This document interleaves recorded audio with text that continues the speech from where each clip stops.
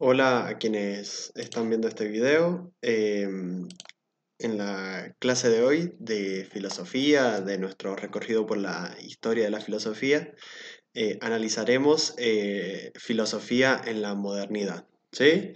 Cómo se desarrolló el pensamiento filosófico en esta etapa histórica que comúnmente se denomina como modernidad. Y la presentación, bueno, de esta clase es este dibujo, este diseño, comúnmente conocido como el hombre de Vitruvio, ¿sí? O sí, el dibujo de la persona, de las proporciones del hombre que realiza Da Vinci, Leonardo da Vinci, como parte también de su realización, la realización de sus estudios, de sabemos que Da Vinci fue como una persona que bueno, tuvo destacada experiencia en distintos campos, desde la ciencia, la arquitectura, la tecnología, hasta el arte, ¿sí? El diseño. Eh, También, bueno, tuvo tratados de filosofía y tratados en donde también ensayísticos, donde discutía ciertas ideas. Pero en especial quería detenerme en este dibujo porque también es el centro de la modernidad, ¿sí? Si podemos ver el dibujo, lo central, digamos, o lo que nos está indicando es casi como la imagen de una persona perfecta, ¿sí? La imagen de un hombre, fíjense que elige un hombre, no una mujer para su dibujo, pero bueno, un hombre, el cual es dibujado, es ubicado en un criterio de proporcionalidad, ¿sí? Tratando de descubrir, ¿sí? Este ser en su faceta más perfectible de acuerdo a la interpretación aritmética o numérica. Ya lo vamos a tratar un poco mejor, pero la filosofía de la modernidad y en especial el hombre de Vitruvio nos pueden dar un esbozo de cuál va a ser el centro de la reflexión filosófica en la modernidad. Venimos de una etapa o de un periodo histórico donde las principales reflexiones filosóficas trataban sobre la relación de Dios con la persona, de Dios con el mundo, la posibilidad de los seres humanos de alcanzar de alguna manera ese concepto de divinidad o cómo explicar, ¿no? La experiencia de la divinidad o de la espiritualidad.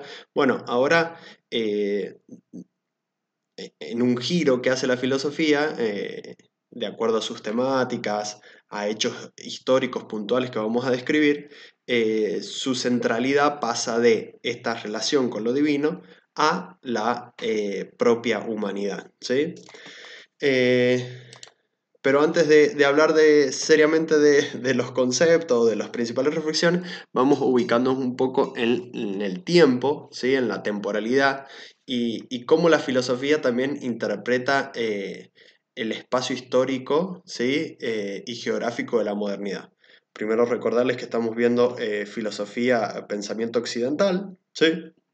Por lo tanto, también la temporalidad de la modernidad va a alcanzar eh, un punto cúlmine, ¿sí? Y un punto también eurocentrista en esto, ¿sí? Fíjense que la modernidad para nosotros comienza en la caída del Imperio Romano de Oriente, es decir, aquel Imperio Romano que había quedado relegado únicamente a Constantinopla y a sus principales destacamentos en Oriente, cae en el 1453.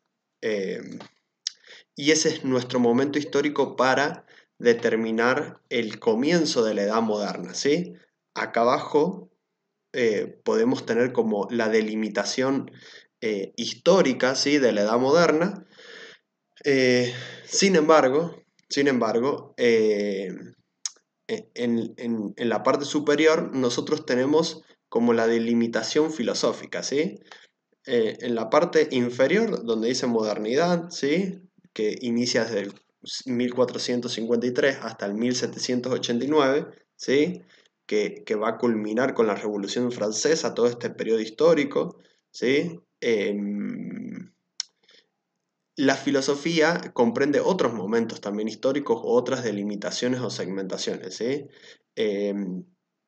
El comienzo de esta época moderna, ¿sí? O de la modernidad, está, si bien señalado consensualmente por esta caída del Imperio Romano de Oriente, hay una serie de sucesos o de hechos históricos que son tan relevantes como la caída del Imperio Romano de Oriente y producen tal modificación en la interpretación de la existencia, en la posibilidad que tenía la humanidad en el mundo, en su visión, en su cosmovisión del mundo, que pueden también ser significativamente importantes, ¿sí? Por ejemplo, la conquista de América, ¿sí? En el 1492, ¿sí? Se conquista América. Comienza la conquista a este continente que Europa había descubierto. Entonces, la conquista de América es también un hecho tan relevante que puede ser tranquilamente el inicio de la modernidad, ¿sí? Eh, Otro hecho importante a lo largo de todo el siglo XV va a ser la revolución científica, ¿sí? Y destacado el hecho en el cual pasamos de una teoría heliocentrista a una teoría de una teoría geocentrista a una teoría heliocentrista, ¿sí? Hasta el siglo XV, ¿sí? El, el pensamiento popular, el pensamiento oficial, por así decirlo, estaba marcado por la Tierra como centro de todo el universo, de toda la creación, ¿sí? Eh, Recuerden que veníamos manejando esos términos, ¿sí? Por la Edad Media, ¿sí? De creación, Entonces Dios había puesto como centralidad del universo a la Tierra. Pero con la revolución científica, de la mano de Copérnico, de los estudios de Galileo Galilei, un poco este paradigma geocentrista cambia por uno heliocentrista, ¿sí? Imagínense el suceso histórico de comprender que ya no somos el centro del universo y que pasamos a ser un planeta más, ¿sí? Que gira alrededor del Sol, que tiene la misma significatividad geográfica, espacial, astronómica que cualquier otro planeta. Entonces, fíjense cómo también hay sucesos, además de la caída del Imperio Romano de Oriente, que pueden marcar un inicio, ¿sí? O un cambio de época desde la medievalidad a la modernidad, ¿sí? Otra de las grandes invenciones, en este caso es una invención, ¿sí? Que es signo del cambio de época, es la invención de la imprenta. ¿Sí? Con la invención de la imprenta comienza un periodo en donde, un periodo de accesibilidad a distintos escritos, ¿sí? A distintos libros. Hasta ese momento tenían mucha relevancia los copistas, ¿sí? Quienes copiaban de un libro a otro específicamente, pero imagínense que la producción de un copista es mucho menor en tiempo y en esfuerzo y requiere mucho mayor esfuerzo a lo que puede hacer una imprenta, ¿sí? Entonces, la imprenta da la posibilidad no solo de acceder a literatura y a biografía, ¿sí? Que hasta ese momento era muy escasa, sino que también comienzan a darse las noticias por escrito, ¿sí? Había una mayor accesibilidad a las informaciones del día a día, ¿sí? Entonces, también esto marca un cambio de época, una manera de vivir diferente, ¿sí? Otras de los cambios de los sucesos históricos a partir del siglo V es la unificación de las monarquías. Los distintos feudos, ¿sí? De la época feudal van o siendo conquistados por algún señor feudal o por distintas familias con mayores posicionamientos económicos, militares. eh, Van siendo conquistadas y se van estableciendo monarquías de mayor rango, de mayor ocupación geográfica, de mayor sistematicidad en su organización, ¿sí? Ya no eran varias personas que tomaban decisiones, sino que había un monarca que se establecía como el señor feudal, dejaba de ser señor feudal porque esta relación entre feudo y plebeyos de alguna manera va sustituyéndose por la relación entre pueblo y monarca, ¿sí? Y el otro suceso, fíjense que es ya terminado el siglo XV, ¿sí? Es la Reforma Cristiana. Algunos también indican que, algunos autores, sí, algunos estudiosos indican que la Reforma Cristiana, ¿sí? La reforma que hace Lutero, ¿sí? En donde se hace el gran cisma de la Iglesia Católica, en donde comienza una manera distinta de interpretar las Sagradas Escrituras, de vivenciarlas, etcétera, da inicio a la modernidad. Fíjense cómo el catolicismo de alguna manera había sido la principal institución de la medievalidad. Fíjense cómo la modernidad también inicia con una fragmentación de esta institucionalidad. Entonces, en filosofía vamos a tratar la filosofía moderna, que la podemos dividir en tres. Una filosofía o un pensamiento renacentista, humanista, ¿sí? Del siglo XV al siglo XVII.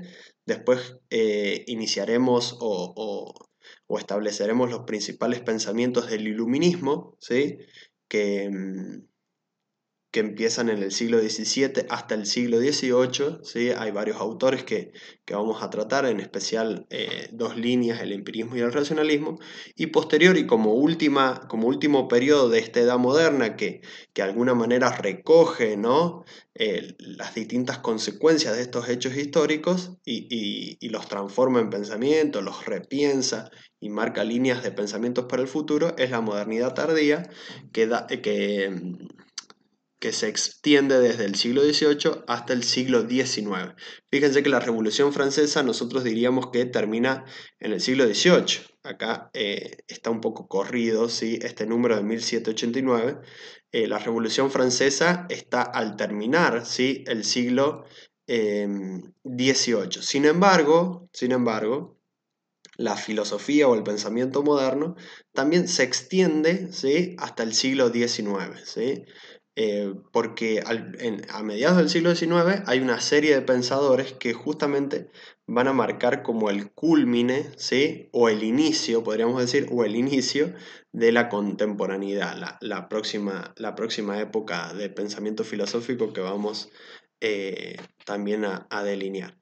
En esta clase nosotros vamos a solamente centrarnos en el renacimiento humanista, ¿sí?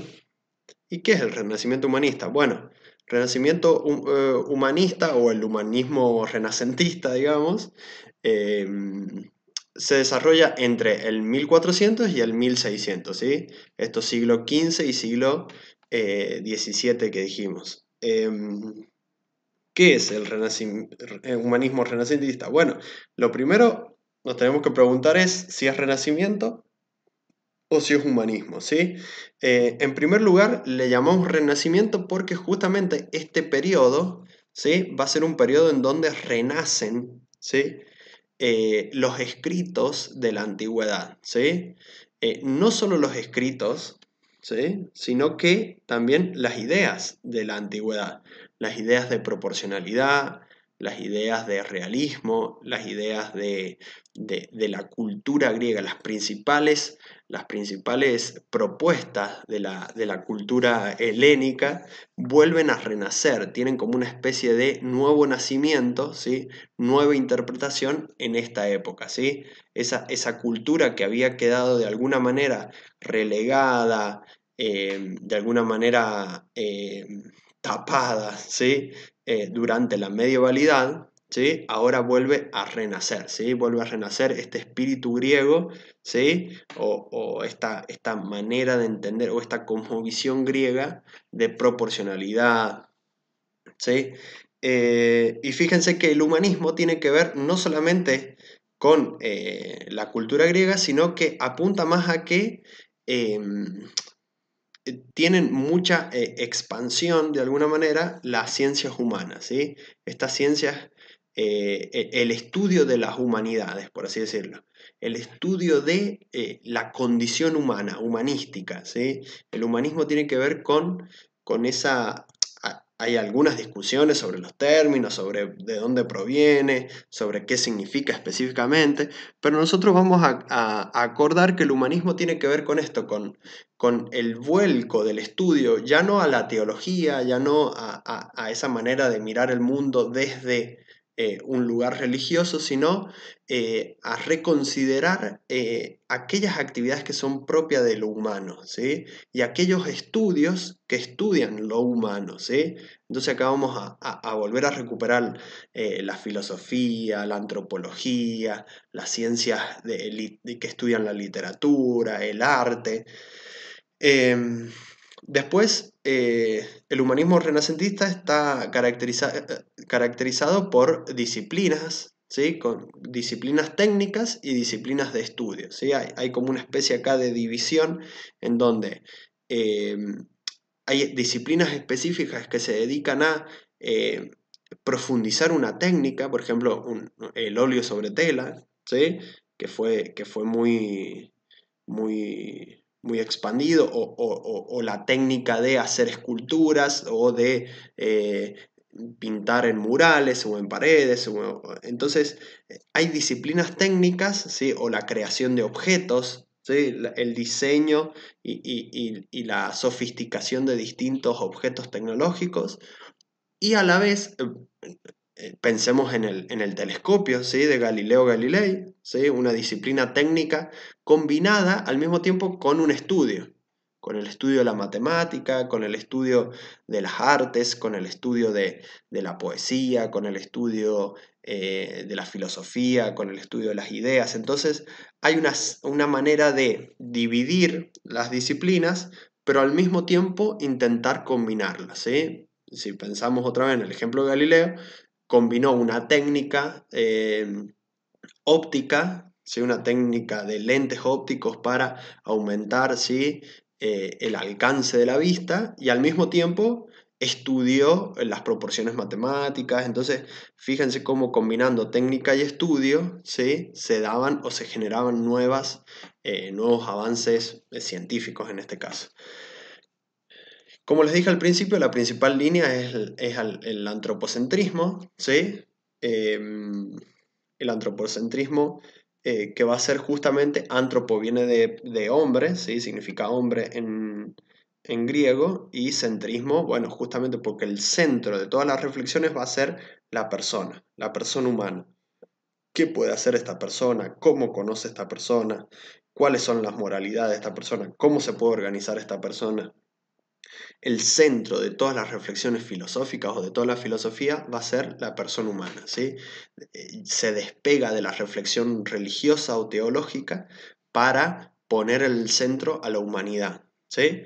Eh, Parece contrario, ¿no? A lo que al descubrimiento, al traspaso de geocentrismo a heliocentrismo, ¿sí? Del paso el mundo queda desplazado, ya no es el centro del universo, sino que el centro del universo es el Sol. Bueno, acá es contrario, ¿sí?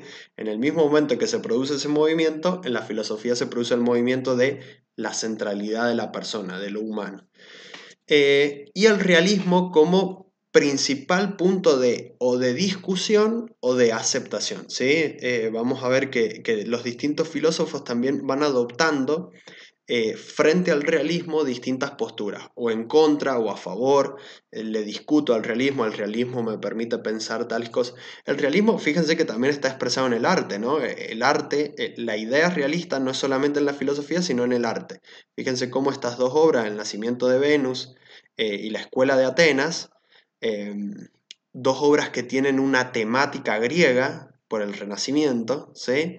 Dos obras que tratan sobre algo de la cultura griega, ¿sí? Venus era la diosa griega, y la escuela de Atenas, donde están representados todos los filósofos y de alguna manera quienes se destacaron en la filosofía, al menos en esa época, de Grecia antigua, ¿sí? En el centro lo tenemos a Aristóteles señalando al piso, y a Platón acá más en su etapa de vejez, señalando el cielo, ¿sí? El mundo de las ideas. Fíjense cómo la proporción matemática, ¿sí? También está vinculada a esta obra, a esta también. Bueno, no vamos a hacer un estudio de arte acá, pero fíjense cómo estas dos obras representan el espíritu del humanismo renacentista, una necesidad de volver a la cultura griega, a esa idea de esta cultura que nos permitía pensar, que nos permitía de alguna manera vivenciar ciertas cosas, y también humanista, ¿sí? El centro de las dos pinturas es justamente figuras humanas, la centralidad de Venus destacada también como diosa del amor, como el amor como experiencia propiamente humana, y acá la filosofía, ¿sí? En donde todos los filósofos están discutiendo, etc. Y por último, el humanismo renacentista que vamos a ver nosotros va a tratar de estos dos pensadores, Nicolás Maquiavelo y Tomás Moro. Nicolás Maquiavelo y Santo Tomás Moro son dos pensadores que en este periodo histórico van a dedicar sus estudios, sus reflexiones a la filosofía política, a la organización social, a la manera de entender cómo se vincula una sociedad con la posibilidad de ser o con la manera en que hay que organizarse o con el poder, digamos, cómo se vincula todo un pueblo con el poder, ¿sí? Vamos a cerrar esto, ¿sí? Nicolás Maquiavelo, que escribe El Príncipe, ¿sí? También se va a ubicar en un realismo político. Fíjense cuál es una de sus frases destacadas. Hay tanta separación entre el cómo se vive y el cómo se debería vivir, ¿sí? Que justamente El Príncipe es una obra de él que trata sobre realismo político, es decir, la política, ¿sí? Hasta ese momento había pensado mucho el cómo se debería vivir, cuál es la mejor manera de organizarse, de qué forma hay que actuar, ¿sí?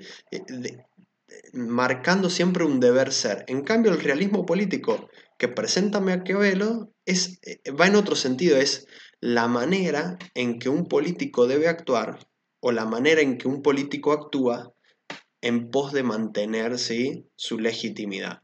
Entonces el realismo político pega la vuelta no al deber ser de la política, sino a todo lo necesario que hay que hacer para, para lograr ciertos fines, para mantenerse en el poder, para de alguna manera lograr los cometidos, ¿sí? O los objetivos que tiene un monarca. Fíjese, en ese momento escribía la imagen del político era un monarca, no era un presidente representativo que era elegido por el voto democrático, sino que era un monarca. Entonces la idea también de Maquiavelo era eh, todos los medios que puede poner a disposición un príncipe o un monarca son válidos en pos de lograr ciertos fines, ¿sí? Hay una frase que durante mucho tiempo se le atribuyó a Maquiavelo, pero que en realidad no pertenece a él, pero que sí resume un poco el espíritu de él. Esta frase es: el fin justifica los medios, ¿sí? Para Maquiavelo, la finalidad, ¿sí?, o el propósito de eh, lograr cierto objetivo estatal, monárquico, etc., está justificado o es la justificación, ¿sí? El fin, la consecución de ese fin justifica los medios empleados para lograrlo, ¿sí? Entonces, Maquiavelo va a inaugurar hasta la actualidad esta línea dentro de la política o de la filosofía política conocida como el realismo político, que no intenta estudiar, no intenta prefigurar lo que debería ser la política, sino lo que es, ¿sí? La idea del realismo, el humanismo renacentista, fíjense cómo está acá adoptada por Nicolás Maquiavelo. Y por otro lado, tal vez una línea un poco opuesta, ¿sí?, a Maquiavelo, está Santo Tomás Moro, ¿sí?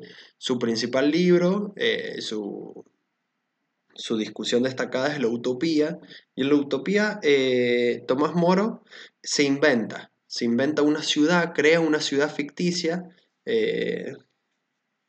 una ciudad utópica, ¿sí? Las, donde tiene ríos esta ciudad, tiene formas de organizarse, tiene instituciones destacadas, tiene edificios donde están ubicados. Va relatando de alguna manera lo que sería una ciudad utópica. Y fíjense lo que dice: un pueblo que observa tales costumbres, por fuerza tendrá abundancia de todo. Porque Tomás Moro no intenta hacer un realismo político, sino más que nada intenta marcar como algún lugar de llegada de cualquier tipo de acción política. Para Tomás Moro, la utopía, ¿sí?